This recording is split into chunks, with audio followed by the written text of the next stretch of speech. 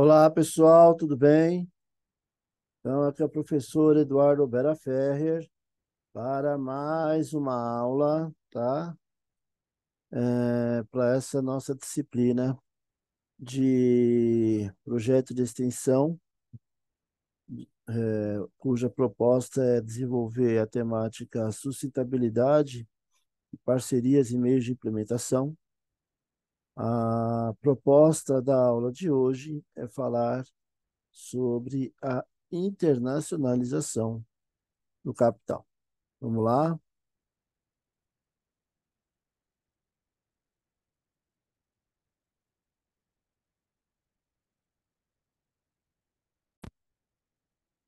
Então, pessoal, temos como tópicos hoje falar um pouco sobre a questão da internacionalização do capital, tá? O porquê isso está acontecendo, que fenômeno é este, os diferentes tipos de internacionalização de capital, os fatores que influenciam a atração do capital internacional e algumas estratégias, ok? Então vamos lá, pessoal. Gente, o que acontece? Tudo começou com a globalização dos anos 80, né? Onde o mundo passou a ser uma espécie de aldeia global, né?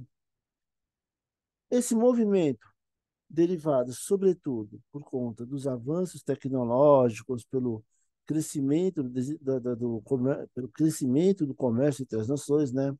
Fez com que o capital, né, também fosse um agente, né, a buscar oportunidades de negócio, oportunidades boas de investimento. O capital, a gente busca o quê? Ele quer rentabilidade para poder crescer, né? E para isso, ele assume, sim, riscos que considera administráveis, afinal, para poder crescer, né, se faz necessário correr riscos, não tem como fugir disso, tá? E ao longo dessa aula a gente vai discutir, entre outros elementos, tá?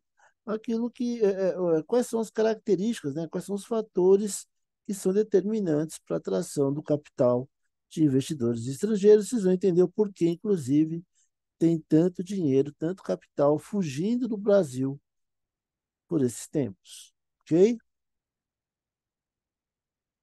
Pessoal, vamos falar primeiramente sobre. Deixa eu fazer uma coisa aqui. Vamos falar primeiramente sobre os diferentes tipos de capital internacional, tá? Existem basicamente quatro tipos de capital internacional. Existe primeiramente investimento estrangeiro direto. O que é o IED? O que é investimento estrangeiro direto? Em linhas bem simples, pessoal, são investidores que investem recursos em um país pensando em longo prazo, nesse caso, basicamente a aquisição de empresas já existentes, construção de novas partes fabris, de novas fábricas, enfim. Esse é o tipo de investimento estrangeiro direto mais comum, tá? É, Eventualmente, a compra de ações de uma empresa também pode ocorrer, mas mais aí com a proposta de se tornar um acionista majoritário, enfim, de comprar realmente uma empresa para poder investir, para poder fazer com que ela cresça, enfim, tá? Então, o investimento estrangeiro direto é aquele tipo de investimento, como eu disse há pouco, onde o investidor pensa em longo prazo. Ele não está colocando lá dinheiro para resgatar daqui uma ou duas semanas. É um investimento de 10, 20, 30 anos, tá? Às vezes mais até. Ok? Porque é uma pessoa, né, um investidor que confia naquele país, que entende que aquele país pode dar bons frutos.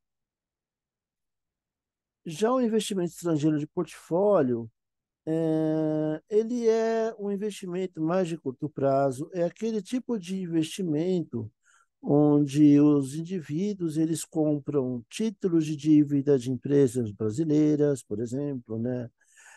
Compras de ações de empresas, ou mesmo de títulos do Tesouro. Percebam que a proposta aí é ser um investidor meramente rentista, ele não está pensando em colocar o dinheiro no país pensando no longo prazo, ele está colocando dinheiro no país realmente para resgatar no curto prazo. Esse tipo de investidor é aquele que percebe uma oportunidade, muitas vezes pontual, de investimento e coloca o dinheiro lá para tentar ganhar algum dinheirinho extra, para tentar, enfim, gerar alguma rentabilidade extra, ok? Esse daí é o tipo de investimento que entra na Bolsa de Valores, principalmente. Temos os empréstimos internacionais, que são aqueles que são realizados por um outro país, ou mesmo por uma instituição, como no caso do FMI, por exemplo, tá? Os empréstimos são feitos a juros fixos, variáveis, e podem ser de curto, médio ou longo prazo, tá? E por fim, a ajuda externa, aí realmente é quando um país não atrai capital estrangeiro, não atrai nem para investimento em ações ou coisa do tipo, não consegue crédito, aí realmente é quando ele precisa passar o pinico. Realmente é quando um país precisa de ajuda, né? No caso, tem a questão do empréstimo, mas é um empréstimo mais a fundo perdido, doações, mais ou menos aquilo que o Brasil fez com a Venezuela e com Cuba, né? E até hoje, aliás, não viu, né? Fez sob a forma de empréstimo e até hoje não viu a cor do dinheiro de volta e não acredito que vai haver tão cedo a bem da verdade, tá? Porque, afinal, a Venezuela é um país que está em uma profunda crise econômica.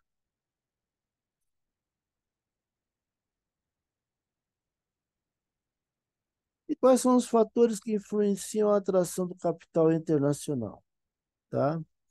Obviamente, em primeiro lugar, estabilidade política e econômica.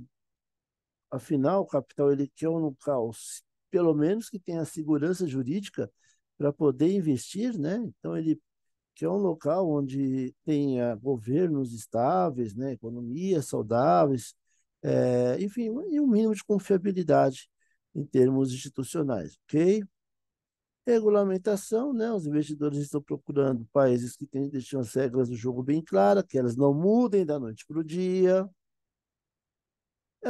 Estão buscando lugares que possuem uma boa infraestrutura, ou seja, que tenha uma gestão portuária, principalmente portuária, muito boa, né? Principalmente aquele investidor que pensa em colocar o dinheiro aqui numa indústria, por exemplo, para poder exportar, né? O investidor estrangeiro, ele compra uma fábrica aqui para produzir um produto, né? Para poder exportar muitas vezes até para o país dele mesmo. Para isso tem que ter um porto decente, né? Tem que ter uma estrada decente, né? Eventualmente aeroportos. Isso é um fator de forte atratividade. Tem que ter uma força de trabalho qualificada, ou seja, eles estão em busca, sim, de países, né, que tenham mão de obra qualificada, porque eles vão ter que formar mão de obra, isso daí leva tempo, leva dinheiro. Claro que busca também um país que tem um mercado consumidor, porque muitas vezes o investidor ele não quer apenas exportar, ele também está de olho em vender alguma coisa no mercado interno, está de olho em faturar alguma coisa no mercado interno, isso também é muito importante, tá? E políticas fiscais, ou seja, eles estão procurando países que tenham um governo que esteja investindo, né?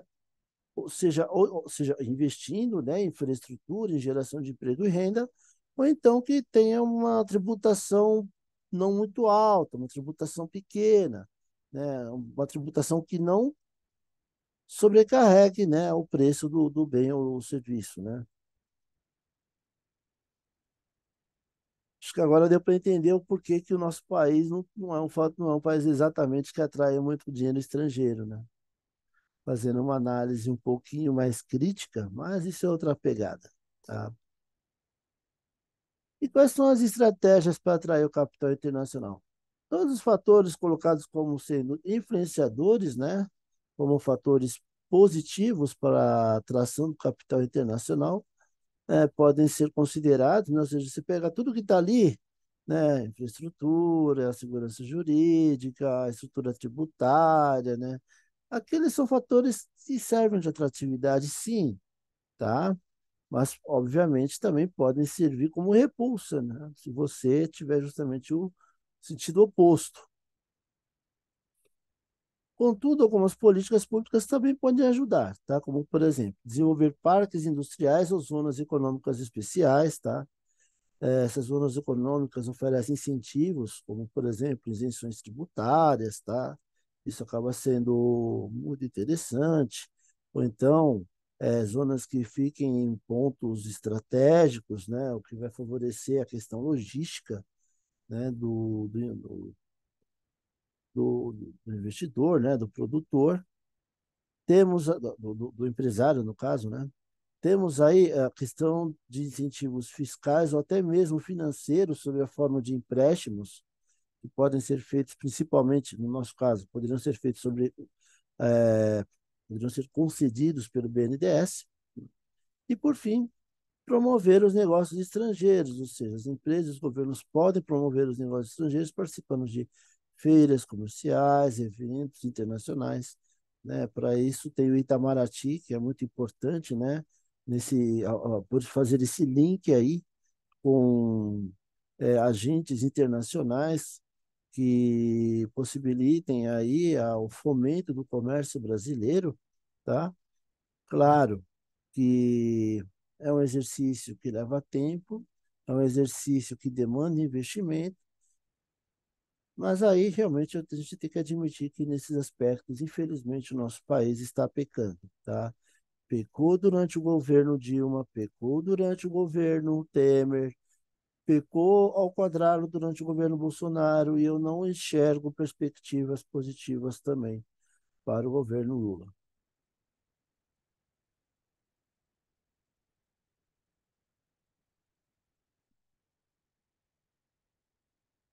Beleza, pessoal? Então, a proposta da aula de hoje era essa, tá? Dúvidas, por favor, postem no fórum, tá? E, pessoal, vai, vai agora, no dia 6 já vai subir a nossa primeira DO. Fiquem de olho, vale ponto de nota final, hein? Não deixem de fazer. É isso, meus amigos. Forte abraço. E that's all, folks.